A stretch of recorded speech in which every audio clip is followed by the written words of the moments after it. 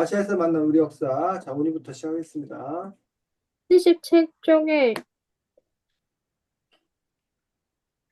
77쪽에 이란을 아랍 국가라고 생각하는지 안 하는지, 저는 아랍 국가인 줄 알았어요. 그, 최준호님 말씀해 주세요. 음, 어, 저 생각도 이란이 대충 이슬람 약간 그런 종교 많이 믿으니까 저도 뭐 아랍이랑 관련이 있지 않을까 생각해 본 적이 있었던 것 같습니다. 선생님 말씀해 주세요. 네, 저도 뭐 이란이 당연히 아랍, 그리고 같은 이슬람이고 뭐 이렇게 생각했었는데, 이란이 아랍 국가와는 다른 그 민족이나 뭐 이런 거 다르다는 사실을 듣고서 좀 놀랐습니다. 이상입니다. 네, 수고했습니다. 자, 아, 이 책에 이제 이란이 나오는데, 이란 위치 대충 어딘지 알아? 알긴 아는데, 정확하게는, 쌤이 여기 공유 좀 보면, 여기가 이제 이란이야, 이란. 여기 이란. 그 바로 옆이가 이라크. 뭐 쿠웨이트 나라 좀 작지. 여기 사우디아라비아 이런 나라가 이제 여기가 보통 여기 중동 지방이라고 얘기하는 부분을 볼 수 있습니다. 우리 여기 한국이고, 그래서 여기가 이란, 이라크가 과거에 전쟁을 하기도 했었고, 그래서 이제 요 중동 지방의 그 패권 짱 먹겠다고 이란하고 주로 이라크하고 서로 싸웠어 과거에. 또 사우디아라비아도 여기 덩치가 넓고 사우디아라비아에 요 메카, 메카가 어디야? 메카가 지도상 어디에 나오나? 사우디아라비아 메카 어디 나올 텐데 여기 메디나고 메카 여기 있다. 메카 여기 보여? 메카? 근데, 음, 메카가 어떤 의미가 혹시 있는 도시인지 알아? 메카 들어봤어? 뭘까? 아 이슬람의 창시자가 누구야? 마호메, 무하마드, 마호메이 이슬람을 창시했는데 이 메카에 창시한 거야. 이 메카에 이슬람의 그 중요한 곳이 메카 사원이 있어. 그래서 전 세계 이슬람 사람들은 이 메카를 향해서 절을 해. 예배를 드려. 요 메카가 그런 중요한 의미가 있는 곳인데, 그래서 이 메카가 있는 도시가 사우디아라비아. 그 사우디아라비아 입장에서는 바로 자기 자신들이 이슬람에서 가장 중요한 나라다라고 이제 생각을 하는 거지. 그래서 이슬람이 세계에 많이 퍼져 있는데, 요 부분들이 다 여기 아프리카 북부, 여기 중동, 여기 부분들, 이쪽 무슨 스탄 무슨 나라 다 여기가 이슬람 국가들이. 그리고 이쪽에 인도네시아 이런 쪽 다 이슬람 국가들인데 어쨌든 지리적으로나 뭐 이렇게 함께 있어가지고 우리는 당연히 여기가 아랍이라고 생각을 하는데 이란은 아랍 쪽이 아니고 이란은 아랍어도 쓰지 아니하고 그런 점들이 이제 다르다라고 얘기를 하고 있습니다. 그래서 또 하나 또 뭐가 다르냐면 여러분이 그 이슬람을 이해하는 데서 커다랗게 두 가지 파가 있어. 하나는 수니파라는 게 있고 또 하나는 시아파라는 게 있어. 들어봤어 혹시? 수니파, 시아파 이런 거? 들어는 봤어요. 그게 이제 종파인데 불교도 이제 보면 뭐 무슨 대승불교다, 뭐 상부자 불교다 이런 식으로 이제 불교 안에도 나뉘어. 뭐 교회 다니는 사람들 기독교 안에도 보면 장로회다, 뭐 감리회다, 뭐 침례교회다, 뭐 성결교회다 이렇게 나뉘는 것처럼 그 교리라든가 이런 부분에서 좀 이렇게 서로 생각이 나는 것처럼 이슬람도 이렇게 수니파다, 시아파다 이렇게 좀 나뉘는 그런 부분들이 있는데 이란을 지배적으로 있는 그런 파와 또 다른 나라에도 지배적인 파가 또 좀 다른 그런 부분들도 볼 수가 있습니다. 그래서 여기 책 보면 이란은 어디를 계승한 나라래? 77쪽에. 페르시아 제국, 과거에 페르시아 제국을 계승한 나라가 이란이야. 그에 비해서 다른 나라들은 아랍 국가인 것들을 볼 수가 있습니다. 그래서 아프리카의 그 소말리아 아라비아 반도 북쪽에 이라크에 이르기까지 22개국은 아랍어를 쓰는 이슬람교 국가인 것들을 볼 수가 있는데 비해서 아까 이란 사람들은 페르시아 계통이기 때문에 그런 점에서 이제 아랍 조각은 다른 민족적인 특성을 갖고 있고 아까 선생님이 말했듯이 그 종파적으로 다른 특징을 갖고 있고 78쪽에 지도 나오지. 78쪽에 지도에 보면 무슨 색깔로 되어 있는 게 아랍 연맹이야? 노란색. 노란색으로 되어 있는 게 아랍연맹 국가들인 것들을 볼 수가 있습니다. 그래서 이제 이라크 오른쪽에 이제 이란이 있는데 지금 그 이란은 빠져 있는 그러한 상황인 것들을 볼 수가 있습니다. 그런데 이 책에서 이란 얘기가 왜 나와?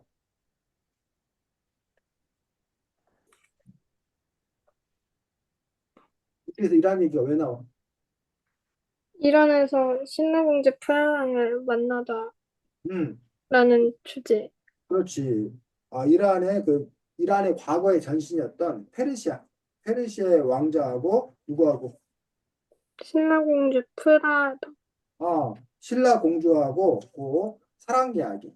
그래서 과거의 신라와 이 이란이 서로 연결고리가 있다라고 이야기하고 있습니다. 그래서 이제 여러분들이 거기서 특별히 이제 알아봐야 될 것들이 처용가라는 게 있어.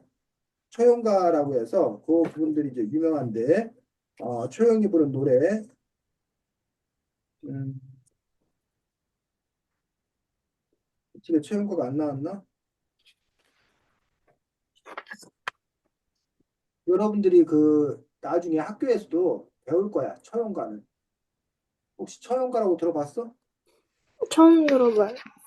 처용가라는 노래야 노래. 노래인데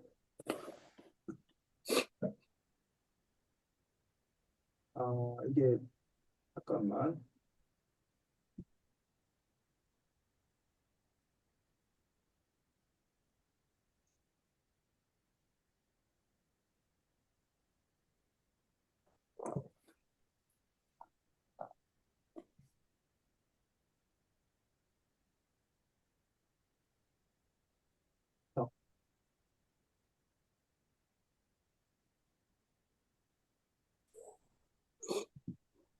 그 처용가를 오늘날 말로 바꾸면 이렇게 돼. 동경 밝은 달에 밤들어 논이다가 들어 자리를 보니 다리가 내실어라. 둘은 내 해였고 둘은 누구의 해고 본디 내 해다마는 빼앗은 것을 어찌하리요라는 요게 이제 처용가야. 그래서 내용이 보면 조금 그 19금이야, 19금. 어떻게 보면. 응? 내용은 쉽게 말해서 남편이 집에 들어와 보니 어? 방에 다리가 넷이 있는 거야. 어. 어? 아, 다리가 넷이 있다는 거는 몇 사람이라는 거야? 바람핀. 그 두 사람이라는 거잖아. 근데 두 다리는 내 거란 말이야. 그러니까 두 다리는 누구? 내 부인 건데 저 두 다리는 누구 거냐는 얘기야. 그리고 본디 이 부인은 내 부인인데 내가 빼앗은 것을 어찌하리오라고 이렇게 얘기를 하고 있는 그 부분들이 이제 처용가인 부분들을 볼 수가 있습니다. 근데 이제 요 처용이 뭔가 이 두 다리의 주인공이 누군가라고 하는 부분에 대해서 이제 여러 가지 이제 그 해석이 있는 것들을 볼 수가 있습니다. 그래서 그거에 대한 이야기가 어디 나오냐면 여기 82쪽.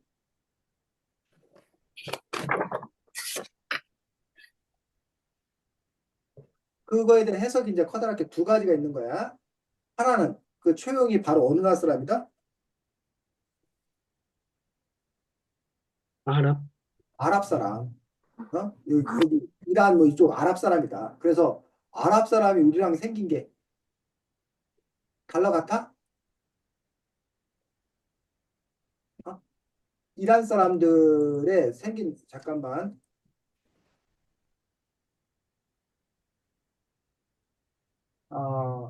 요게 이란 사람들이야. 요게 이란 사람들이야. 지금. 요게 이란 남자. 요게 이란 남자. 이란 여자. 요 이란 여자. 그래갖고 요 아시아 계통하고는 조금 다르게 이렇게 보여. 이란 여자. 이란 여자거든. 요게 이란 사람, 이란 남자, 아, 이란 남자. 그래서 우리나라 사람하고는 확실히 다르잖아. 네. 생긴 모습이. 그러다 보니까 네. 아 이게 뭐 다른 사람으로 느껴졌다라고 하는 그런 부분들이 한 가지가 있고 또 한 가지는 여기 밑에 보니까 82쪽 아랫부분에 보니까 처형은 또 어떤 존재? 처형, 전염병을 쫓는 귀신? 사람이 아니라 전염병을 쫓는 귀신이었다. 라는 그런 썰도 있는 거야. 그래서 그걸 이제 사람으로 해석하는데 그 사람이 사람이라면 우리나라 사람, 신라 사람이 아니라 그 당시 아랍에서 온 사람이었을 거다. 근데 그게 이제 그 신라 사람들 입장에서는 낯서는 사람 입장에서 보면은 이렇게 귀신처럼 보였을 거다. 도깨비처럼 보였을 거다라는 그런 부분과 아니다. 애당초 전염병을 쫓는 귀신이었을 거다. 라는 식의 그런 또 이렇게 해석을 하고 있는 것들을 볼 수가 있습니다. 그래서 85쪽에 보면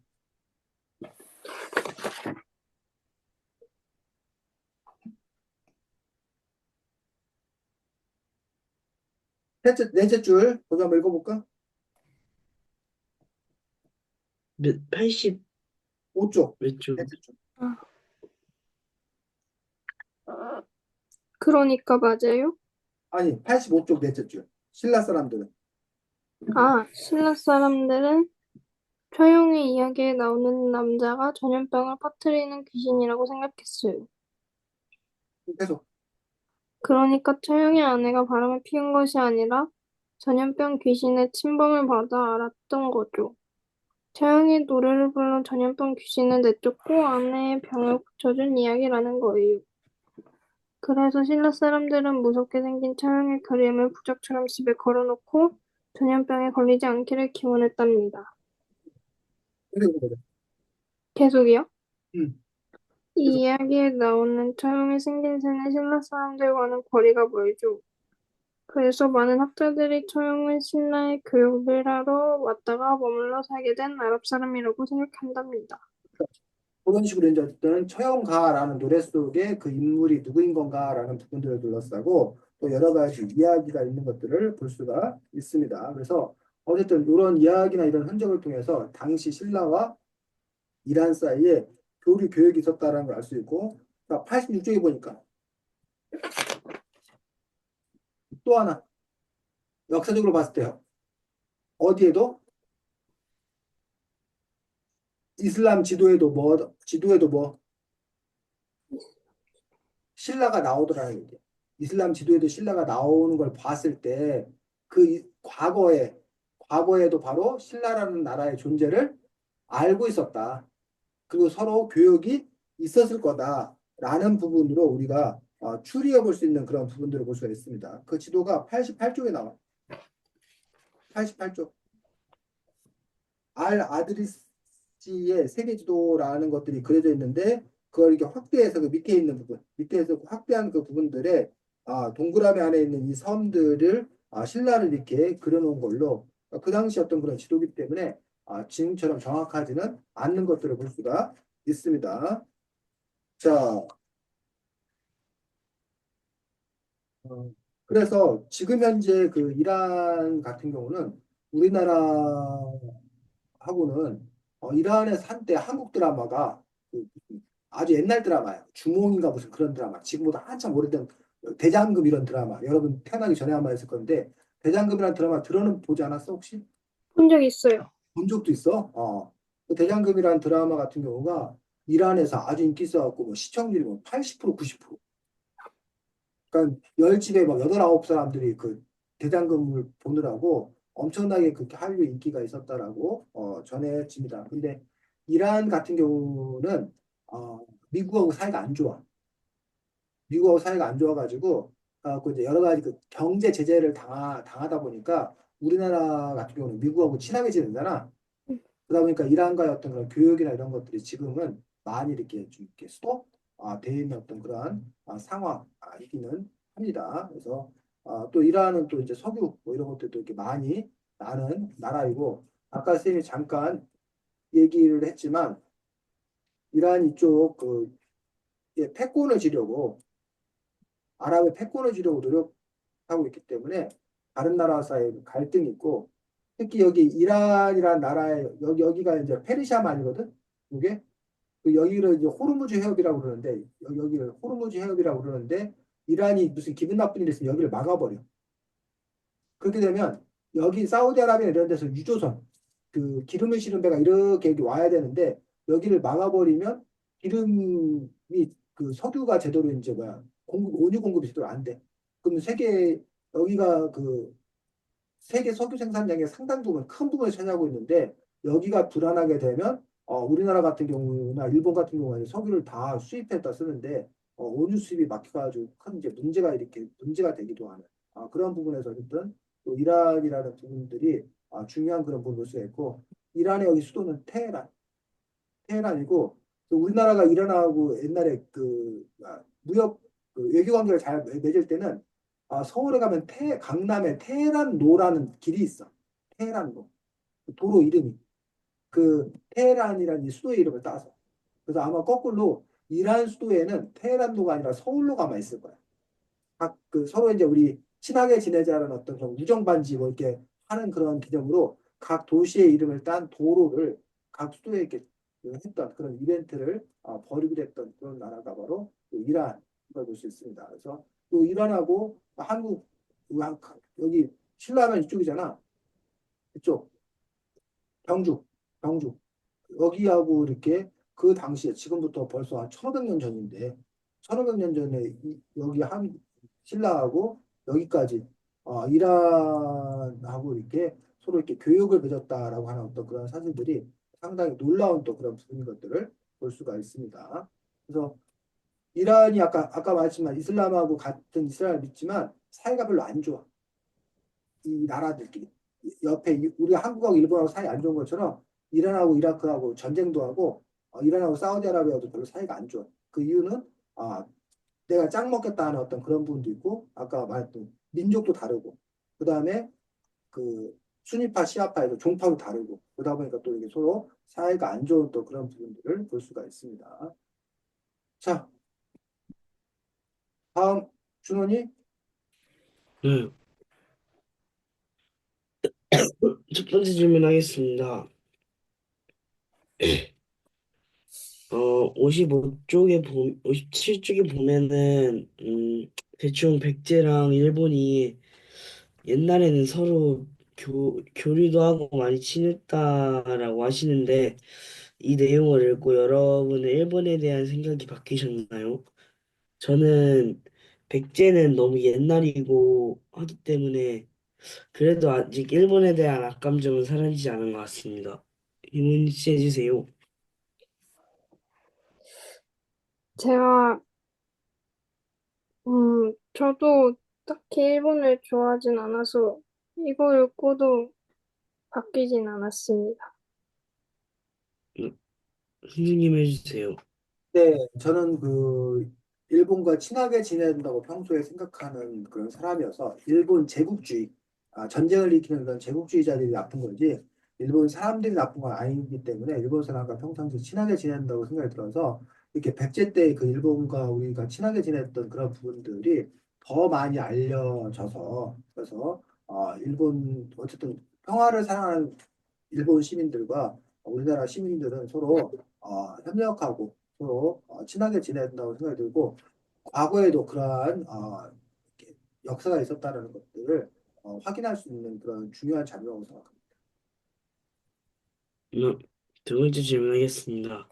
어, 여러분은 왜 작가가 이 책의 제목 아시아에서 만난 우리 역사를 지은 것 같습니까? 저는 이 아시아 대륙에 있는 나라들이랑 우리나라에 대한 옛날 역사 같은 거를 이렇게 설명해줘서 아시아에서 만난 우리 역사라고 제목을 지은 것 같습니다. 김우유 씨 해주세요.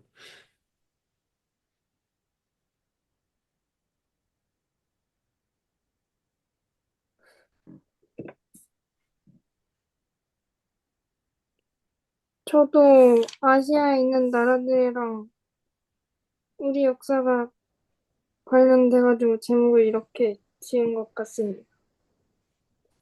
음, 선생님 해주세요. 네, 이 책의 아이디어가 참 좋은 것 같습니다. 그래서 아시아에서 만난 우리 역사라고 하는 부분들이 어쨌든 과거부터 우리 한반도만 머물지 아니하고 아시아의 여러 나라들과 우리가 교류를 했다는 어떤 그런 부분들을 밝히고 있고 또 이제 우리가 그동안 주로 한미일, 미국과 일본 또는 중국 이 정도하고만 너무 이렇게 친하게 많이 지내고 정작 우리가 아시아의 일원인데 아시아에 대한 관심이 별로 없었는데 이 책을 통해서 그 아시아에 대해서 여러 가지 관심을 가질 수 있도록 해줬기 때문에 책 제목을 아시아에서 만난 우리 역사라고 지은 것 아닌가 생각합니다. 음, 여기에서 마치도록 하겠습니다. 네, 수고했습니다. 자,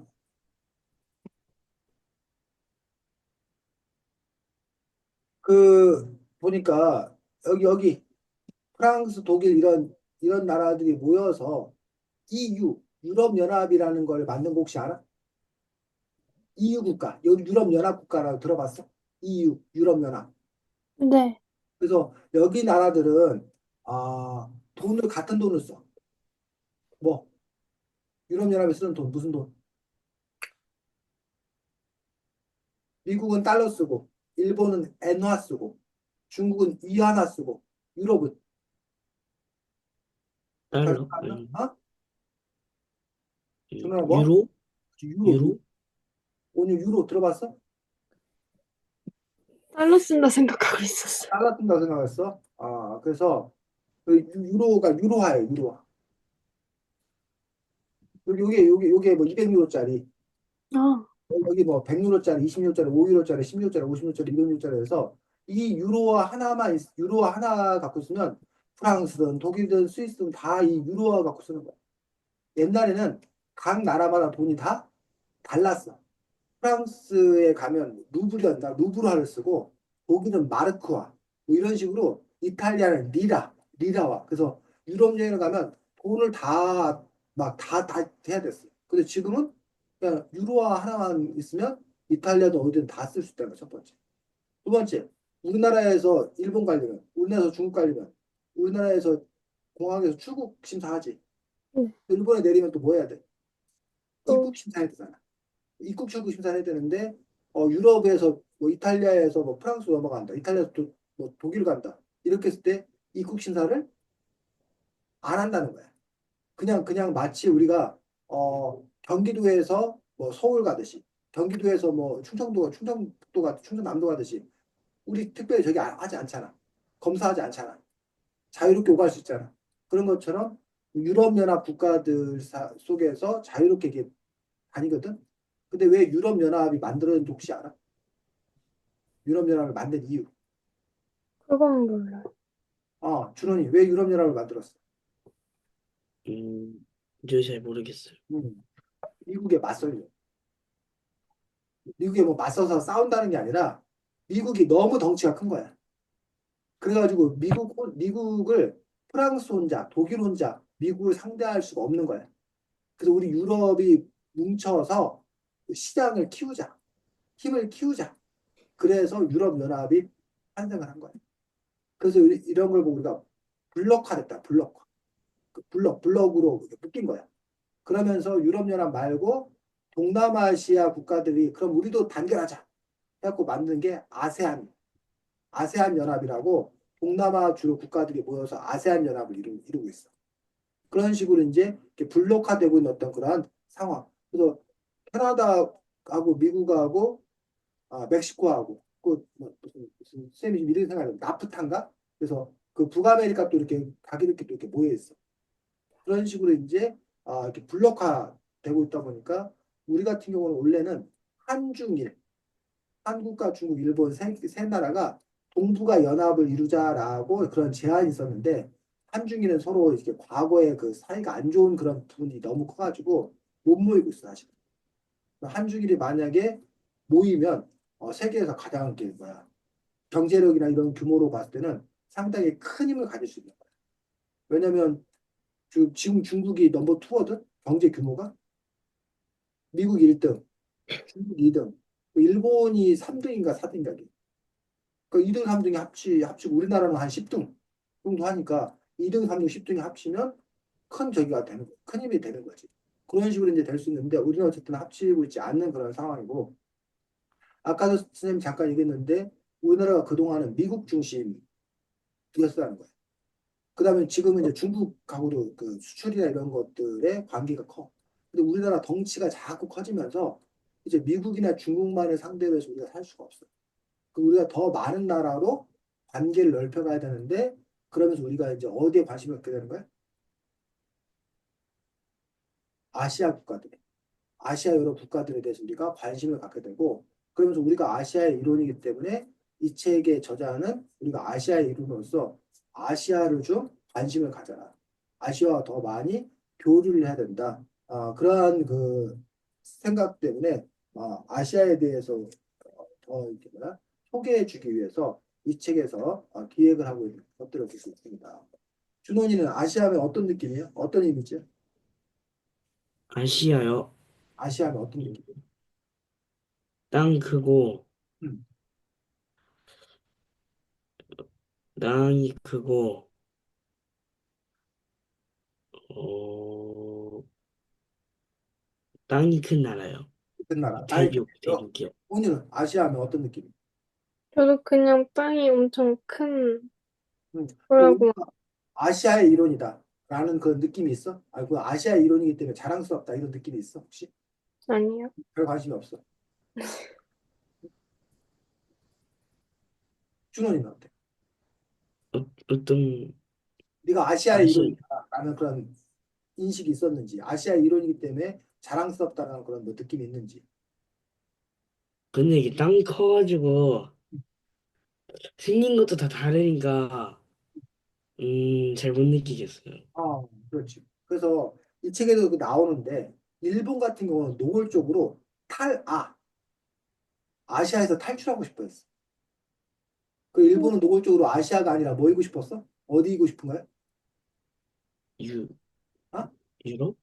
일본은 자기들이 아시아 국가가 아니라 유럽 국가가 이고 싶어 했어.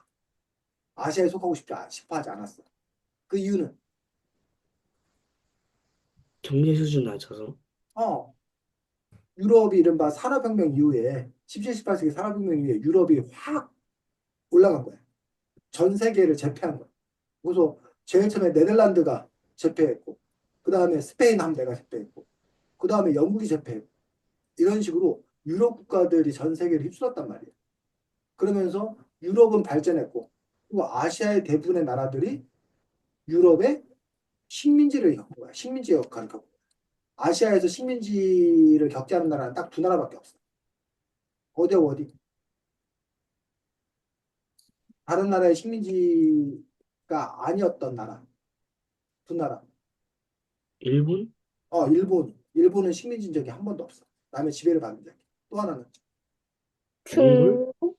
중국도 뭐야 나중에 저기 청나라 이후에 막 영국한테 프랑스한테 막 독일한테 다 응? 중일본한테까지 해서 완전히 다 뭐야 엄청 당했었지 중국도. 음, 아 여기 이 책에는 타이라고 나왔는데 타이가 어디야 타이? 우리 보통 타이라고 안 하고 뭐라고 그래? 타이완?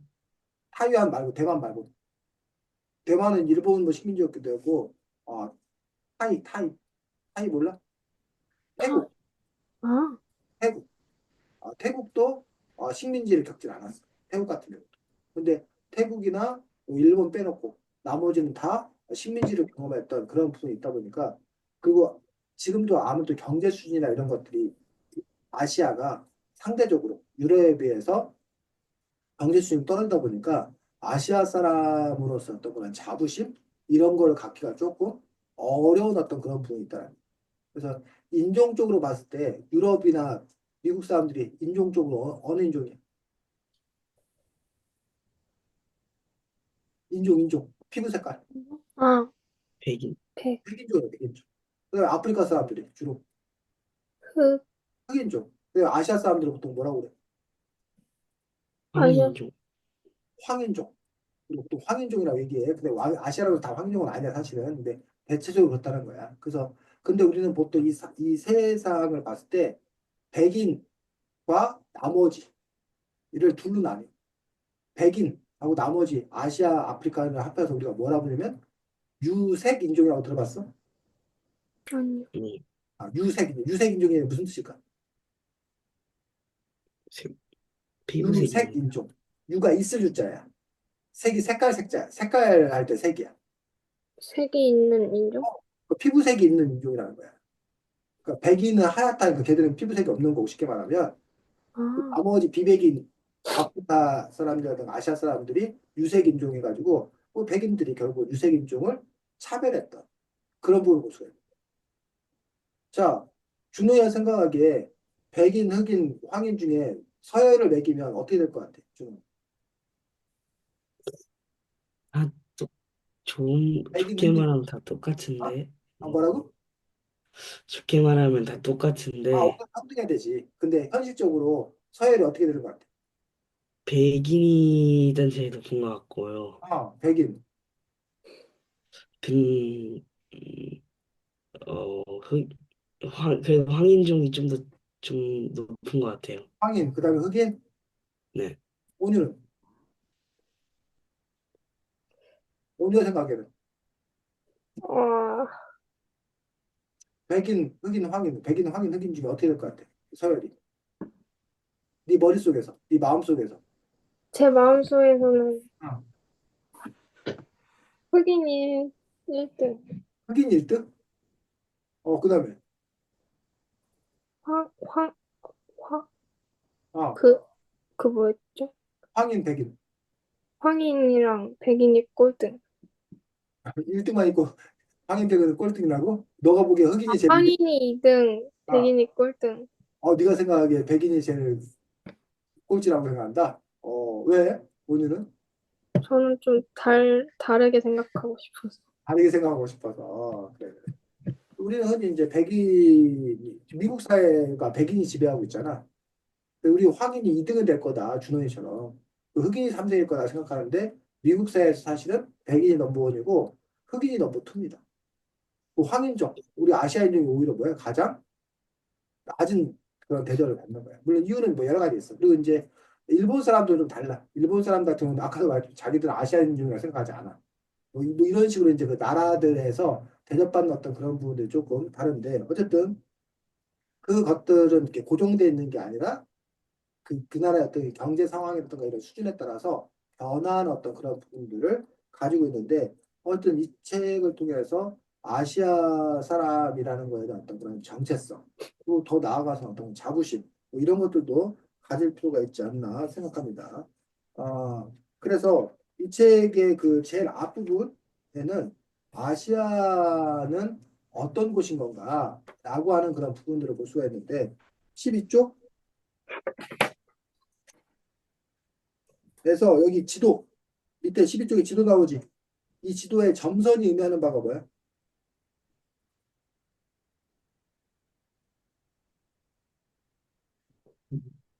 점선이 의미하는 바가. 이 점선 왜 나눴어? 오늘 얘기? 아, 그 서양이랑 응. 동양 나눈, 우리가 보통 서양 사람이다, 동양 사람이다 할 때 그 서양과 동양의 구분점이 어디냐라는 부분에서 이 광저우하고 수마트라라고 되어 있는 부분을 볼 수가 있는데 이게 어디냐면 지금 이거 지도를 너무 조그맣게 여기 부분만 보여줘가지고 그런데 여기 보면 여기가 광저우, 여기 이쪽 좀 여기 각도가 여기 어딜까 여기 그래서 쉽게 말하면 이 정도를 나는 이 정도 이렇게 여기 인도네시아 수마트라 섬 정도가 되는 거거든 이 정도를 나는 이 정도 이렇게 나눠서 이쪽을 동양 이쪽을 뭐 서양 이런 식으로 이렇게 나눴다라는 것들을 볼 수가 있습니다. 그래서 이제 우리가 지금 생각하고 있는 것과는 조금 다른 거야 다른 거 근데 이거는 옛날 기준 옛날에는 여기를 동양이라고 여기를 서양이라고 했던 얘기 옛날에는 근데 그럼 그, 오늘 뭐 옛날에는 중국이랑 겹쳐져 있잖아요. 어, 그러면 이쪽 지역에 사는 사람은 동양이고 저쪽은 서양이라고 했어요? 그러게 말이야. 그래서 그렇게 된 이유가 중국이 자기들이 중심이라고 생각한 거야. 이 중국이란 말, 이 중자가 자체가 세계의 중심은 중국이어서 중국이 자기를 나눠서 이쪽은 동양, 이쪽은 서양 이렇게 생각했던 거야. 개념이. 근데 오늘날 동양서양 하면 이쪽, 여기 이 정도가 중심이에요. 이 정도. 이 정도가 중심이면 이 정도 선이 나뉘어서 이쪽에 유럽 쪽이 이제 뭐고 유럽과 요 아메리카 쪽을 우리가 보통 서양 사람이라고 얘기 부르는 거고 그 다음에 요쪽 이쪽이 이제 뭐가 되는 거야? 동양 사람이라고 보통 아시아 사람들을 동양 사람이라고 부르는 그런 식으로 지금은 그 생각이 조금 이렇게 달라지는 그런 부분들을 볼 수가 있습니다. 자, 그럼 그리고 아시아를 이렇게 부를 때 우리가 여기를 동북아시아를 동북아 삼국 중국, 한국, 일본을 동북아 삼국이라고 동북아시아. 그다음에 이쪽에 필리핀, 인도네시아, 말레이시아, 베트남, 태국 이쪽을 동남아시아. 동남아시아. 그다음에 이쪽에 무슨 스타 붙어 있는 거 여기를 뭐 중앙아시아. 중앙아시아. 그럼 이쪽은 이제 무슨 아시아? 서아시아. 이라크, 시리아 이쪽 있는 나라들을 서아시아라고 해서 서아시아, 중앙아시아, 동남아시아, 여기 동북아시아. 아니면 여기를 이렇게 다 합해서 동아시아. 이쪽은 서아시아. 이렇게 부르기도 하는 거예요. 그래서 그 부분들도 그 개념들이 사실 이렇게 명확하지는 않은 그런 부분들을 볼 수가 있습니다. 자, 그래서 이 앞부분에서는 아시아 전반에 관한 그런 설명들이 쭉 나와 있고 여러분이 또 관심 있게 봐야 될 것들이 학교에서 또 나중에 배우는 게 18쪽이야. 18쪽에 보면 지도가 위에 있는 지도하고 아래에 있는 지도하고 똑같이 지도를 그린 거예요. 근데 지도를 어떻게 어떤 축법으로 그리냐에 따라서 지도 모양이 각각 달라? 안나. 다르지. 위에 있는 지도가 무슨 도법? 네? 메르카토르. 위에 있는 게 무슨 도법이래? 페터스? 위에. 아, 위에요? 어. 메르카토르 노법지도? 메르카토르 도법의 지도야. 그래서 이 메르카토르 도법의 지도가 우리가 제일 많이 보는 지도야. 이 메르카토르 도법의 지도. 이 지도는 어떤 특징을 갖고 있대? 북아메리카가 아프리카보다 훨씬 커 보입니다. 어, 사실은 아프리카가 더 큰 건데 북아메리카가 더 크게 그려놨다는 얘기야. 또 이 지도의 장점이 뭐래?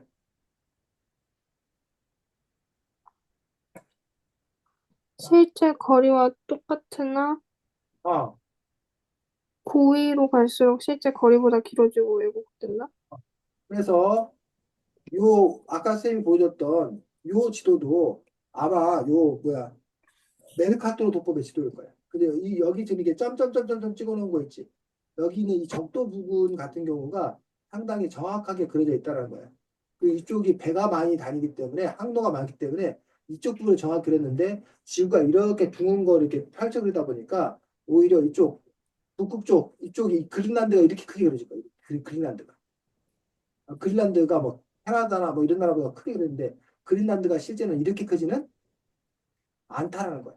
근데 이 지도를 그리다 보니까 이 그린란드나 이쪽이 엄청 크게 그려진 그런 부분들이 이 지도가 갖고 있는 단점이야, 단점. 그래서 아프리카를 너무 작게 그려놨다는 거야, 이 지도상에서. 이 메카도 도법을 그리다 보니까. 그런데 그 밑에 있는 지도는 무슨 도법? 페터스. 페터스. 페터스 도법 지도는 보니까 우리가 위에 있는 지도하고 다른 점이 뭐야? 약간 좀 더 길어졌어요. 길쭉하게 그렸다는 거야. 근데 이 페터스 도법은 특징은 뭐래?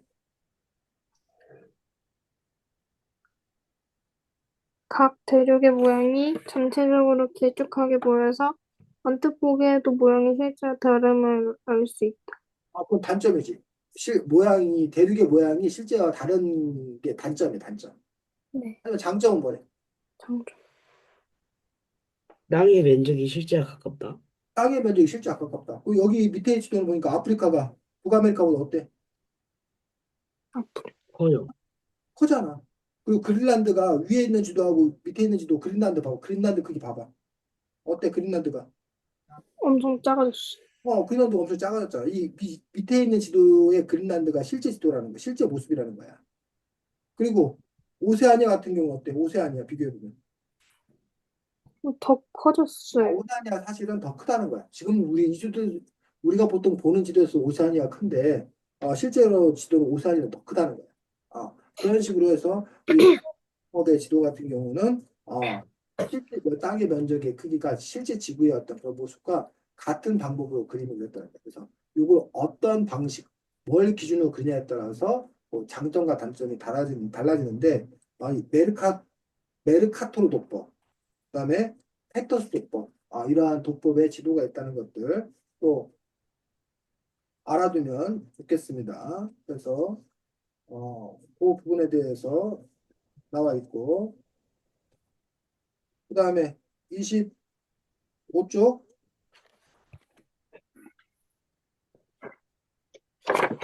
모든 지도에는 뭐가 나와 있는 거야? 우리나라와 다른 나라는 얼만큼 떨어져 있는지. 우리나라 다른 나라가 얼마큼 떨어져 있나라는 부분들에 대해서 우리나라에서 이제 먼 나라들 순으로 가까운 나라에서 먼 나라 순으로 해서 얼마큼 멀리 떨어져 있나 그런 부분들도 이제 보여주고 있습니다. 자, 그런 부분들 보면 되고 여기 32쪽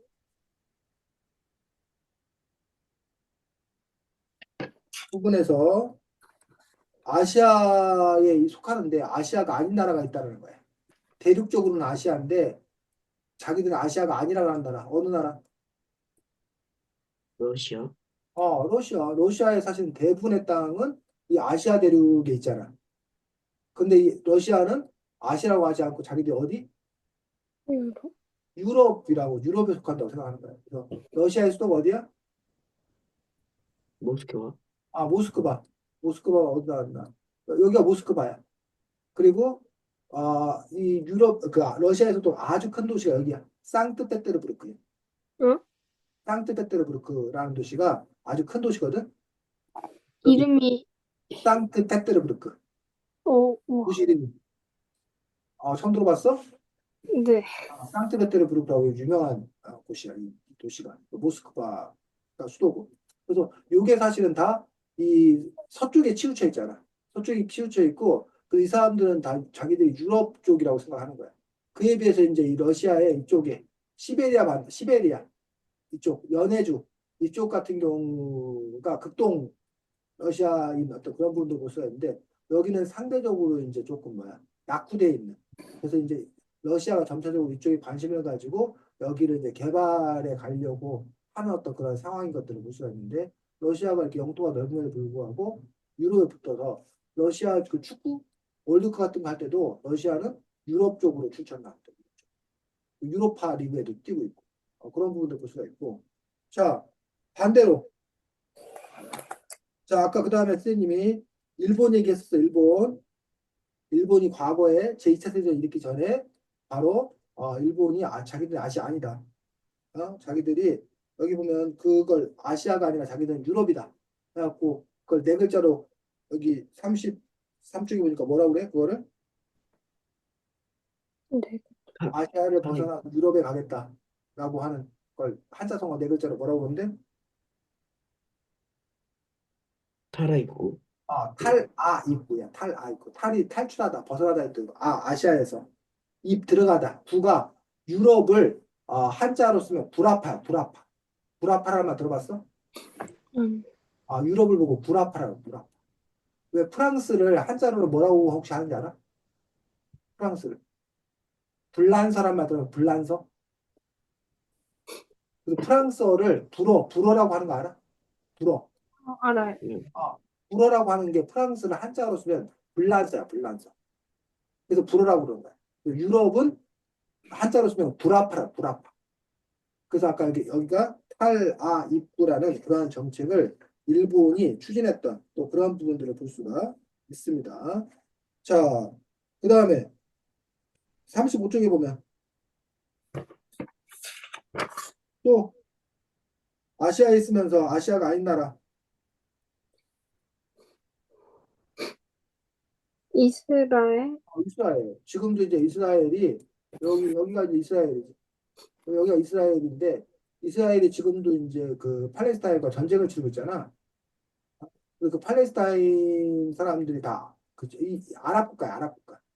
아랍 연맹이기 때문에 형제 국가라고 생각하기 때문에 이스라엘과 맞싸우고 있어서 이런 요르단이나 쿠웨이트 이런 건 다 아시아 국가들인데 또 이스라엘 땅으로만 치면 여기 같이 있는데 이 이스라엘은 유럽과 같이 있는 그런 부분들을 볼 수가 있습니다. 그래서 그런 부분의 차이를 볼 수 있고 지금은 이름이 나라 이름이 바뀌었어. 뭐로? 튀르키예, 튀르키. 원래 옛날에는 이름이 뭐였어? 터키. 터키였어. 이 터키의 이 튀르키예의 이스탄불 여기 무슨 해협이가 무슨 다리가 있거든. 그 다리를 중심으로 해서 여기가 이제 유럽이 되는 거고 이쪽은 이제 아시아가 되는 거고 또 그런 그 구분이 되는 그러한 선이 있는 것들을 볼 수가 있습니다. 자 반대로 36, 37쪽 반대로 아시아로 들어오려고 하는 나라도 있대. 30 몇 쪽이요? 37쪽에 보니까 이 카자흐스탄은 유럽에 가 있는데 카자흐스탄은 유럽에 속해 있는데 여기 있는 나라 뭐 우즈베키스탄 그 다음에 키르기스, 네, 그 다음에 여기 투르크메니스탄 그 다음에 여기 타지키스탄 이 스탄이 땅이라는 뜻인데 요 나라들은 지금 다 어디에 속해 있는 거야? 아시아 유럽. 원래 이 나라들이 원래는 구소련 지금 러시아가 옛날에는 소비에트 연방이어서 소련이었었는데 그 소련이 어, 망하면서 분리됐거든. 그래서 여러 나라로 쪼개졌는데 그러면서 이 독립한 이런 나라들이 중에서 카자흐스탄은 러시아를 따라서 유럽으로 갔는데 요 나라들은 아시아에 붙어요. 아시아. 그런 부분에서 또 이제 차이가 이렇게 있는 것들을 볼 수가 있습니다. 자, 그 다음에 요 나라, 요 나라 무슨 나라?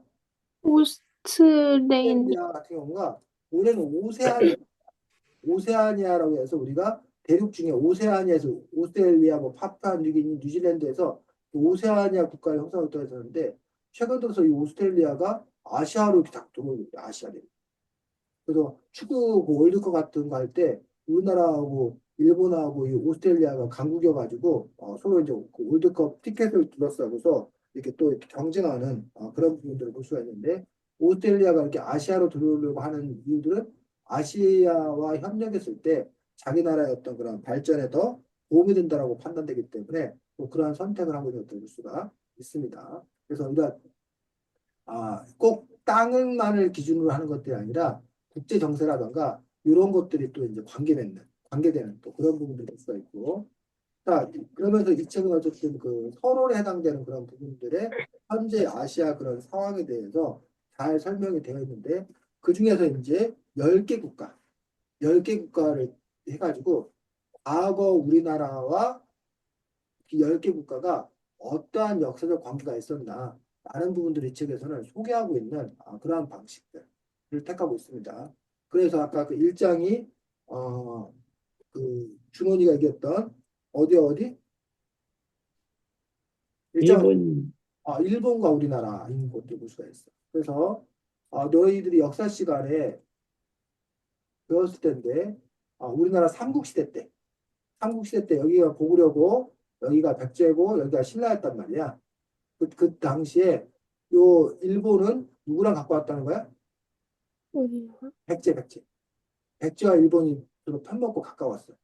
반면에 신라하고 고구려가 편을 먹은 그런 분이 있어. 그래서 일본이 여기 신라에 쳐들어왔을 때 고구려 그 광개토대왕이 와서 일본군을 몰아내렸던 그런 부분도 있고 또 나중에 이제 신라가 백제를 쳐갖고 백제가 멸망했을 때 이 백제 사람들이 일본으로 탈출하기도 하고 또 그거를 도와주기 위해서 일본이 군대를 또 파견하기도 하고 그런 식으로 그 백제와 일본이 상당히 그 관계가 깊고 심지어 일본의 그 천황의 부상들을 쭉 타고 올라가면 백제계다라는 그런 주장이 있을 만큼 일본과 백제는 상당히 밀접한 그런 관계를 갖고 있었다고 합니다. 그래서 일장의 제목이 뭐야?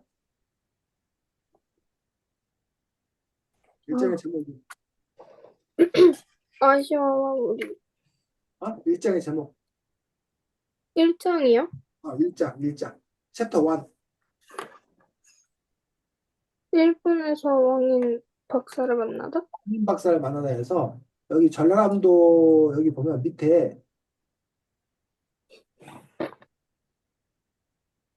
여기는 보성군이고 영암군이 어디야?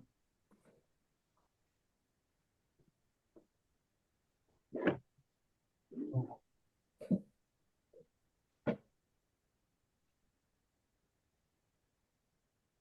강릉. 영암군이 안 보이네. 강진 해남.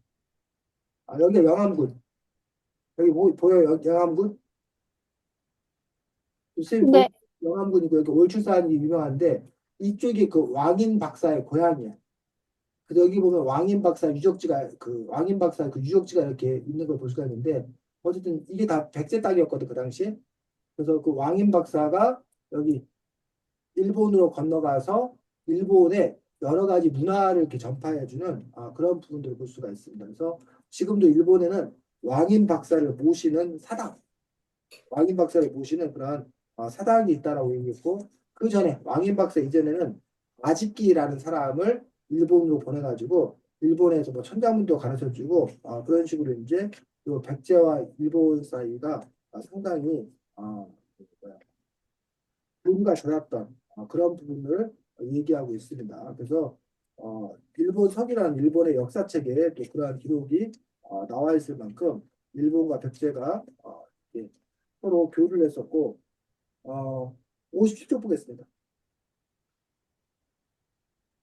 57쪽 마지막 문단 준원이가 한번 읽어보겠습니다.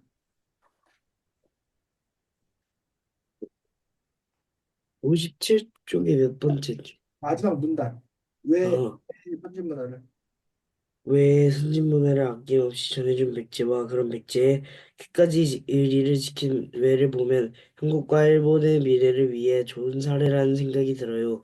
일본 사람들이 자신들의 고대 문화를 발전시키는데 큰 도움을 준 백제를 생각했다면 우리나라를 식민지를 삼을 생각 따위나 해서는 안 됐을 거였죠. 우리도 왕이박스나 무령왕을 생각하면 일본에 대해 좀 더 여유로운 마음을 가질 수 있을 거예요. 일본이 항상 우리를 괴롭히기만 한 것이 아니라 우리의 도움을 받아들이고 우리의 협력한 적도 있으니 말이죠. 한국과 일본 둘 다 왕인박사와 같은 분이 있었던 게 참 다행이라는 생각을 하는 날이 왔으면 좋겠네요. 그래서 이 책의 저자는 한국과 일본이 다시 친하게 지내야 된다라고 주장하고 있는 것도 볼 수가 있습니다. 그래서 우리가 임진왜란이라던가 아니면 일제침략기라던가 독도를 둘러싼 그 분쟁이라던가 이런 것 때문에 일본과 우리가 사이가 무척 안 좋은 그런 부분들을 볼 수가 있습니다. 그런데 이번 정부 들어서서 한미일 3국이 힘을 모아서 중국, 북한, 러시아와 맞서 싸워야 된다. 이런 움직임이 상당히 강하다 보니까 그리고 또 하나는 일본 그 엔화 일본 돈의 값이 상당히 또 이렇게 가치가 떨어졌거든.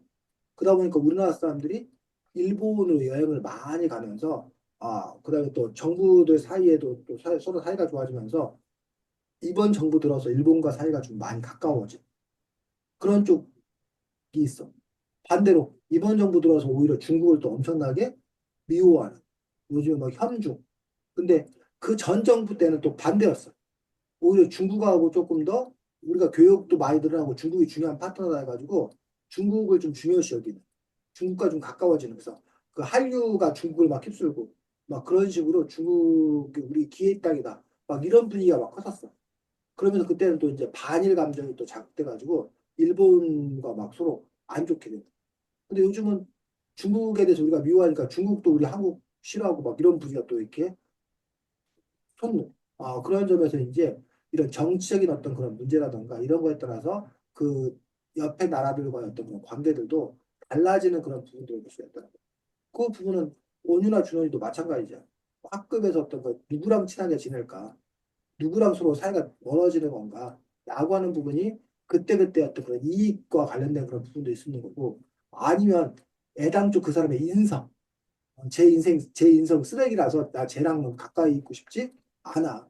근데 이제 걔가 좀 뭐 개과천선 해가지고 좀 착해지면 그럼 내가 너랑 좀 친해질 수 있어 뭐 이럴 수도 있는 거고 아니면 걔가 인성은 나빠서 안 친하게 지내려고 했는데 어떻게 무슨 같은 팀이 돼가지고 더 나쁜 놈하고 싸워야 될 때가 있어. 그럼 걔랑 친하게 지낼 수밖에 없는 거죠. 이런 식으로 나라와 나라의 관계도 그러한 그 관계의 어떤 그런 변화 이런 부분들이 있다는 것들 함께 여러분들이 알았으면 좋겠습니다. 이 장은 이 장에서는 어디 나오는 거야? 이 챕터 2요? 챕터 2에서는 우즈베키스탄에서 고구려 사신을 만나다.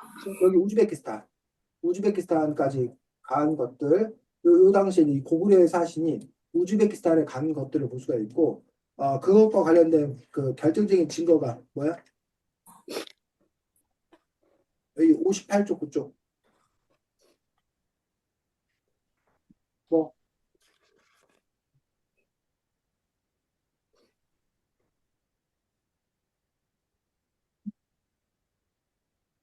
여기 못 찾았어?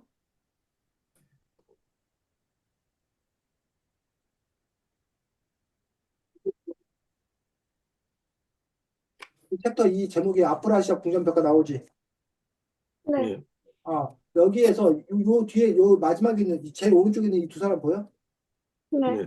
요 사람들이 차고 있는 칼, 환두대도라고 그러는데 이 칼이 고구려 사람들 칼이라는 거야. 이 사람들이 쓰고 있는 모자 있지, 모자. 네. 모자에 깃털 꽂혀 있는 이 모자. 이게 고구려 사람들의 복장이라는 거야.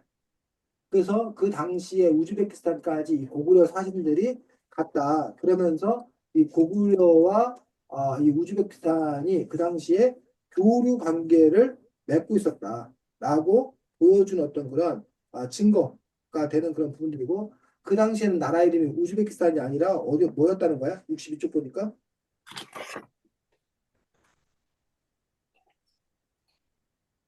한골. 돌골이었다, 돌골. 돌골이라는 어떤 그런 나라였었는데, 이런 돌골과 고구려가 전략적으로 서로 이제 그 협력 관계를 맺어야 했던 그런 상황들을 보여주고 있는 그러한 벽화라고 얘기하고 있습니다. 3장은 아까 우리 봤지? 이란하고 신라하고 봤던 그런 부분들이고, 4장은 파키스탄에서 고선지를 만나다. 파키스탄. 파키스탄은 아까 우리가 봤던 우즈베키스탄 쪽 그 밑에 인도의 그 북부가 파키스탄이에요. 파키스탄이고 원래 이 파키스탄은 인도하고 한 나라였어. 인도, 파키스탄, 그다음 여기 옆에 방글라데시 이거 다 인도였어 원래는. 근데 이제 인도가 독립하면서 힌두교를 믿는 인도와 이슬람을 믿는 파키스탄, 방글라데시가 분리 독립한 거야. 어쨌든 이 파키스탄이라는 부분에 그 당시 중국에 가서 장군하던 사람이 있어. 우리나라에서 간 건 아니고 우리나라 출신인데 중국에 가서 장군한 사람 누구? 무슨지? 보선지 장군이 바로 이쪽 파키스탄 이쪽으로 카비르 고원을 정복하기 위해서 갔던 그런 부분들을 볼 수가 있습니다. 그래서 파키스탄에서 보선지를 만나다가 바로 그 얘기를 하고 있습니다. 그 다음에 5장은 러시아 연해주에서 발해 사신을 만나다. 여기가 연해죠. 여기 그 우리나라 이 북한 땅인데 이쪽은 중국 땅이야. 여기까지. 그리고 여기 이제 끄트머리 부분. 여기 부분은 블라디보스토크 있는 여기 부분은 러시아 땅이야. 여기가 그래서 연해죠, 연해주. 그 연해주인데 과거에 여기가 발해의 영토였어. 발해의 영토. 발해 알아? 네. 그 고구려가 멸망하고 나서 고구려의 유민들과 말갈족들이 힘을 모아 세운 곳이 바로 이 발해 영토이기 때문에 이 러시아 연해주와 관련되어 있는 그런 부분을 볼 수가 있습니다. 그 다음 6장은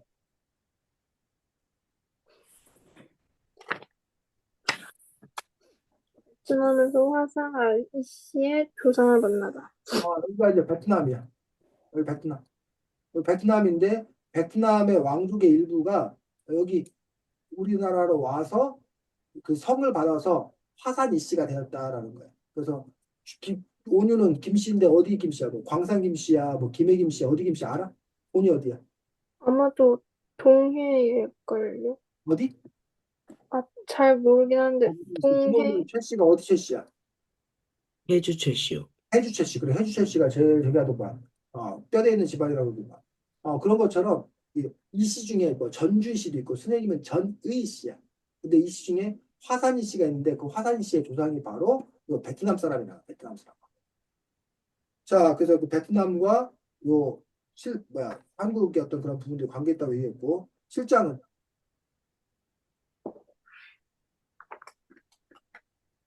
몽골에서 기황후를 만나다. 몽골이 지금은 그렇게 강한 나라가 아닌데 몽골이 한때 전 세계를 제패했던 때 적이 있어요.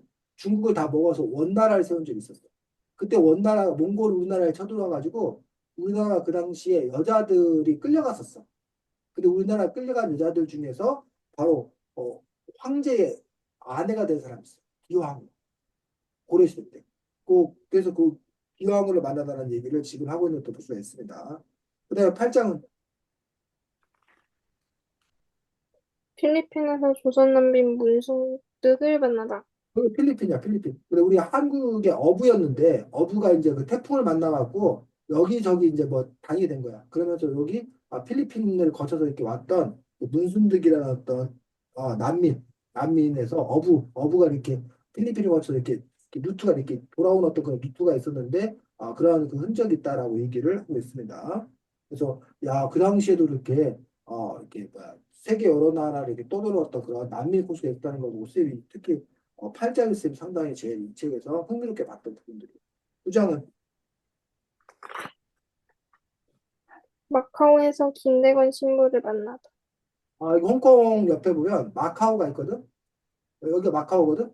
마카오에 그 신부 학교가 있어. 조선시대 때 우리나라 최초의 어떤 그런 신부가 결혼할 그 신부가 아니라 교회 목사님 뜻이 천주교회는 그 뭐야 신부님들이 계신데 그 신부님들을 양성하는 학교가 이쪽에 아까 그 마카오에 있어가지고 그 김대건 신부가 마카오에서 공부하고 오신 건데 김대건 신부님은 우리나라 최초의 신부님이시고 또 얼마 지나지 않아서 이렇게 순교 전 종교 탄압 때문에 순교하셨던 어떤 그런 성인 김대건 신부의 흔적을 볼 수 있습니다.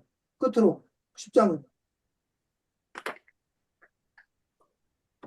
미얀마에서 한국 광복군을 만나다. 여기가 미얀마.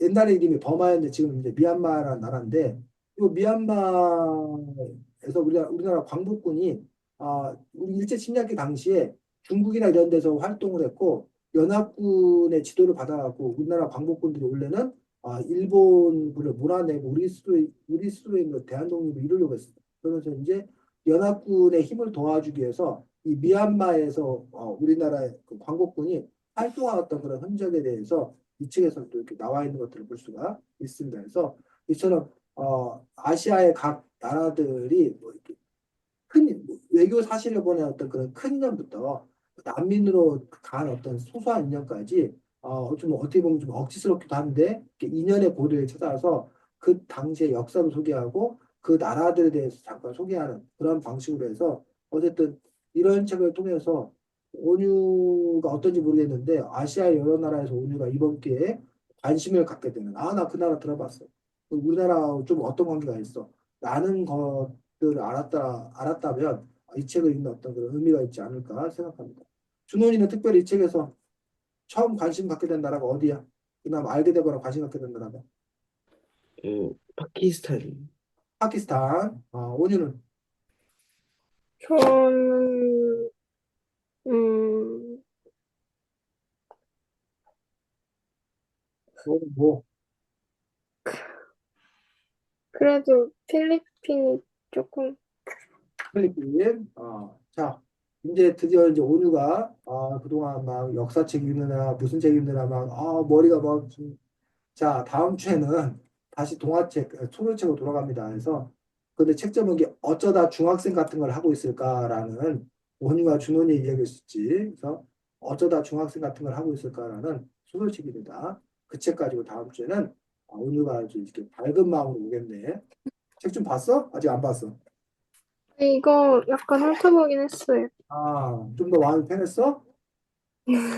아, 그래. 자, 다음 주에 보도록 하겠습니다. 다음 주에 중2가 돼서 중2병. 오, 무서운 중이병이 어떤가 한번 확인해봐야겠네, 다음 주부터. 잘 지내시고, 다음 주에 보겠습니다. 수고 많았습니다. 안녕. 안녕히 계세요. 음.